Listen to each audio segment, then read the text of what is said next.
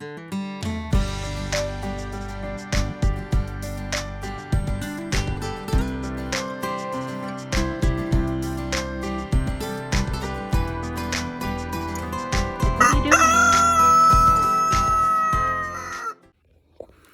everybody, welcome to Rooster Crow Farms. I thought I would shoot a video, all sweaty.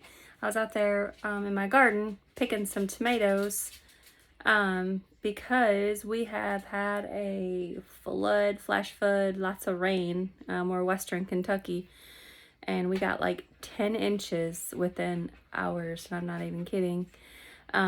So it laid all of our corn down, which we were going to pluck it anyway. And I went out there today. It didn't rain today. It sprinkled, but it didn't rain. And assessed the situation. And I have so many splitting tomatoes, which really makes me really sad. But I think I'm going to can them as whole so they don't go bad. And I wanted to show you what we were doing.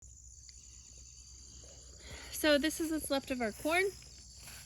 Obviously we harvested all this corn. That's what I showed you. That's probably, we got about 200 ears of corn, and the wind had knocked everything down. And they just had a really bad life, I guess you could say. But we did manage to get quite a bit of corn for us that we were pleased with what we got as far as our corn goes.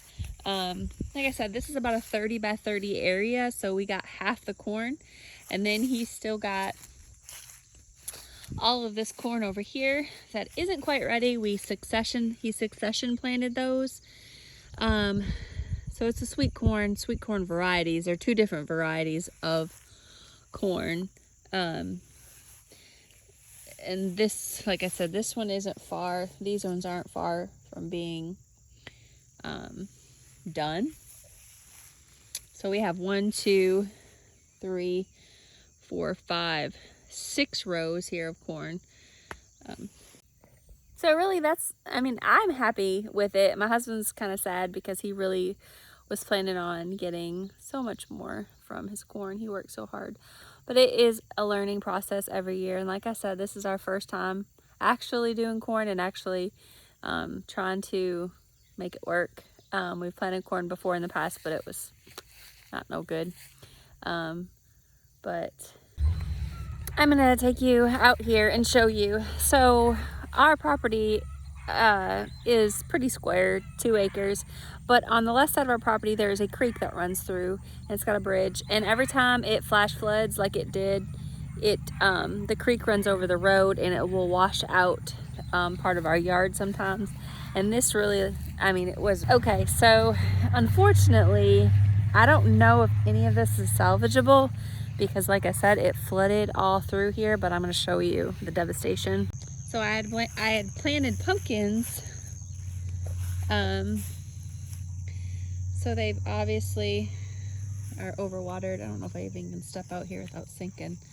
But you can even see where the water like came through and went down. It was just awful. I'll show you a video of it, of the flooding creek. But this is, I don't know, maybe they'll be okay. These are my giant, these are my giant pumpkins. So I don't know if they are gonna be worth a flip with all that. Maybe like these over here, I doubt it. It's getting muddy, really bad underwater.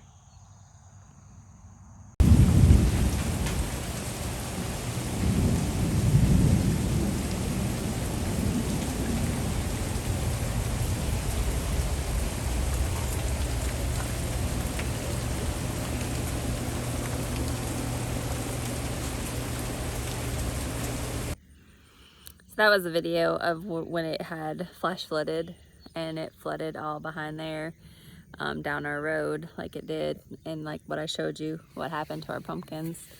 We didn't get any water damage. I know that some people did, so we're actually blessed in that matter, but it just kind of sucks that my pumpkins probably are going to be a lost cause. this year. But anyway, it is what it is. And like I said, I'm glad that we were able to not get any other damage with the flooding. So here's all my tomatoes that I picked today, and they've just, I mean, they've split. Those, I don't even know. These are supposed to be Cherokee purple, but the other two that were on there were rotted, basically split and rotted, and they were just ready to be picked. I should have picked them the day before it rained, but I didn't. So those are all my tomatoes, and they are split and gonna go bad if I don't do something with them. All of my little, these ones split on me. I picked some peppers, picked a zucchini, some okra.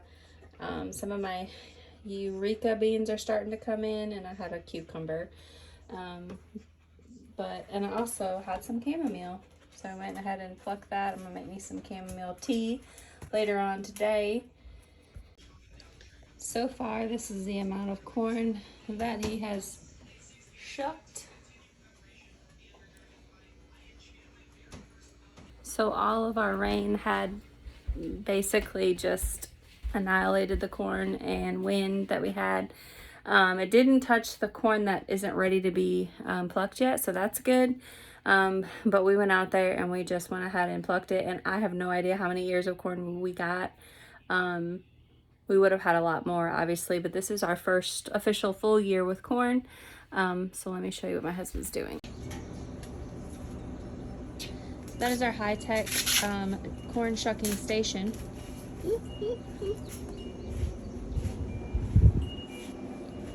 I'd say we had over 100 ears of corn easily. Wouldn't you say? Oh yeah, definitely. We had probably like 200 ears of corn, and so that is from our first batch of corn. That, I don't know how many rows. It was a 30 by 30 area, but this was it wasn't all the corn that we got, but he done shaved it or whatever off of the cob, and we are going to freeze it to eat later. And then we have a couple that we're gonna just cook. So I would say for first time doing it, there's a lot of things that we'll do differently next year with our corn. But I mean, this year has just been unusually, just the weather's been not really garden friendly, I guess you could say. It does get windy here most of the time, but it just seemed like it was a devastation with the wind and the rain and the drought. So this year I can definitely say we had no rain, a lot of wind, and then too much rain all in one time. But all those tomatoes that I showed you earlier, I actually went ahead and skinned them, blanched them or whatever, put them in the ice bath, and then took the skin off of them, and then sliced them, and then laid them in a Ziploc freezer bag and froze probably 6 gallons worth of tomatoes, give or take. So I got those all in the freezer. And then tomorrow is going to be a day of tying up tomatoes and assessing the damage and trying to weed. It's really kind of just too wet to even mow at this point in time, but we're going to try to get out there and tackle the big weeding of the garden, because there's a lot out there. I'm going to rip out most of my sunflower, my big ones. They're just, ever since that first windstorm, they haven't really recovered. So I'm going to take those out.